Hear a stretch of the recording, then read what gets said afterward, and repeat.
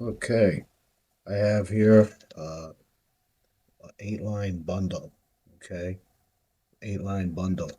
And the reason I'm doing this video is because I've noticed a lot of times technicians just aren't aware, but they tend to struggle when they have to like strip the installation back.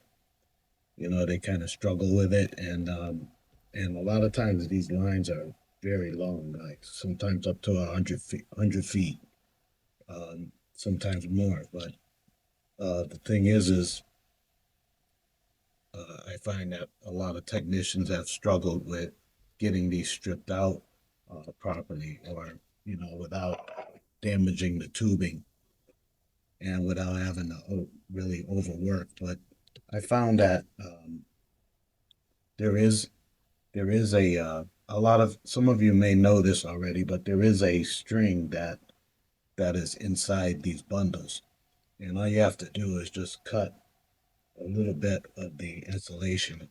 I usually use scissors just to get a good start, get it opened up a little bit, and then sometimes you'll have to cut down a little more just to be sure you're getting down far enough to where you can catch the string. And I guess it just depends on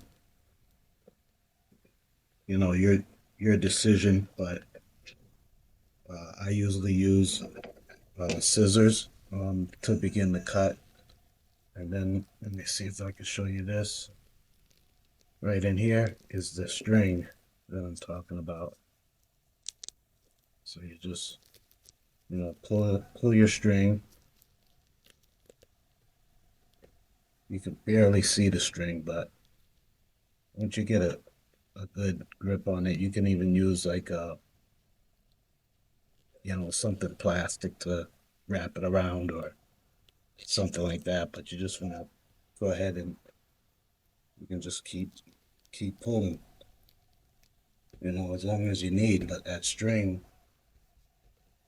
is the key to it, to being able to pull it back. And then right here, just so you can see it, that's the string, it's in there. And then I pulled couple of feet back. And then all you have to do then is, if this is all you need, you can just clean up around here with scissors, and then cut your string a little bit, just so you don't have a lot hanging over. And then you should be all set. So that was just a quick demonstration on stripping back your bundle tubing. Thanks for watching.